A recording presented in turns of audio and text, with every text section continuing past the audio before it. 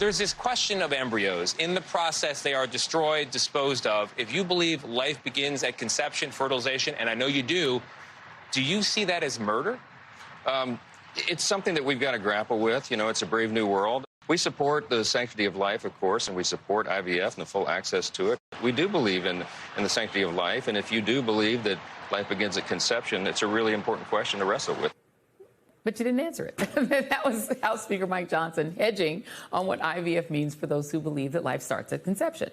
But what he was clear about was that this is not an issue Congress will be taking up.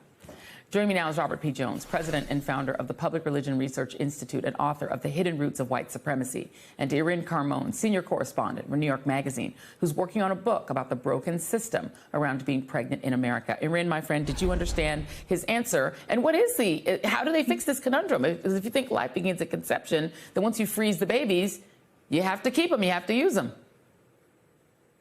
You know, there's a lot of strategic vagueness, and we know the reason why they're being so vague. This is the logical conclusion of their position. As our old friend Tony made very clear, if you truly believe life begins at conception, as Mike Johnson, a soldier of the Christian right, certainly does, you will be concerned about things like freezing embryos in ways that they may not survive if you thaw them. That is something that routinely happens when people have multiple embryos.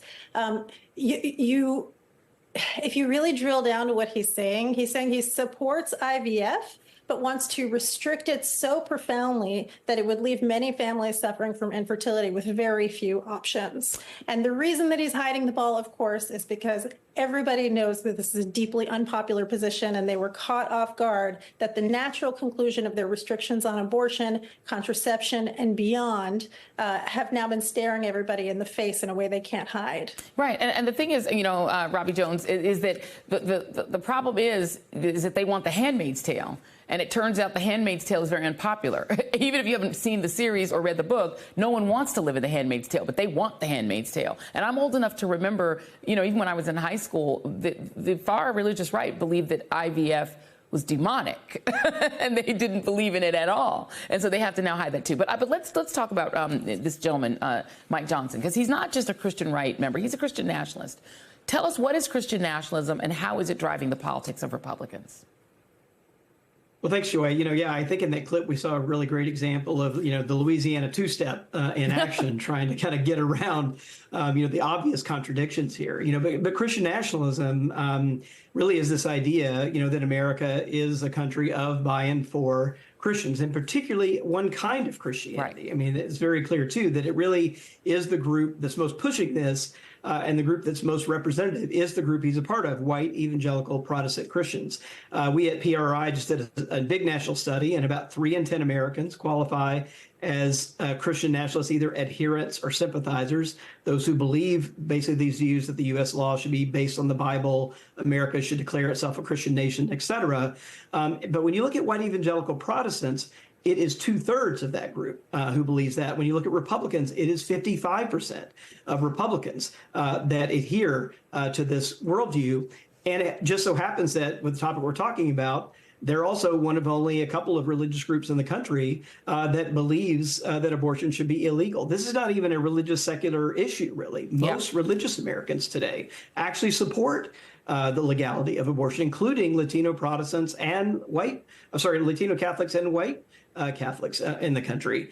If you look at even among white evangelicals, for whom I'll stop on this point, but even among white evangelicals, 72% oppose the legality of abortion in most cases. But even among that group, if you ask how many Americans support a total ban on abortion in the country, it is less than 1 in 10. It is 9%. Yeah. And even if you look at white evangelicals themselves, it's only 17%. Yeah. 1/7. Even of white evangelicals who say they want a complete and total ban. So he is way out in left field here, not only with the country, right, but with his own constituents. Right, but the problem is, Irin, is that the way that the power is distributed, it's disproportionately distributed to rural Americans, or disproportionately falling into this group. And the Senate gives them a lot of power, and the House at the moment is controlled by one of them and a lot of them who adhere to it. And it is interesting to watch them try to message around this because IVF is for affluent women.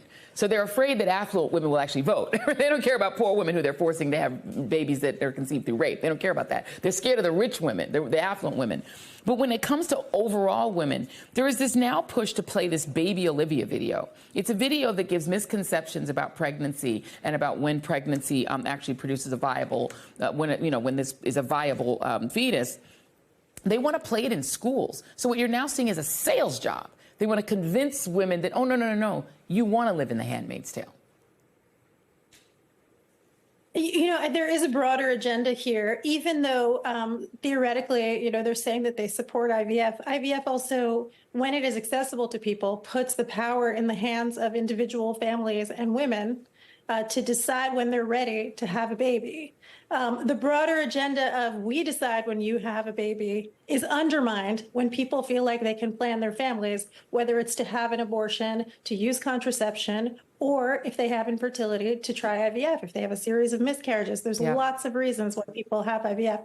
So I think ultimately what ties all of this together, and for the same reason that tonight at the State of the Union, you're going to have Brittany Watts, a woman who was criminalized for having a miscarriage. You're going to have Kate Cox, a woman who was denied an abortion in her home state of Texas and was forced to travel even though she had a non-viable pregnancy. I think what ties it all together is this fundamental system of control and who is in charge. And a very small, undemocratic core of people would like to be in charge and take that control out of the hands of people who can reproduce. Yeah, and it is always about controlling women, y'all. It's never been about babies. Because if it was about babies, they would actually be in favor of, I don't know, school lunch and, health care. But they're not.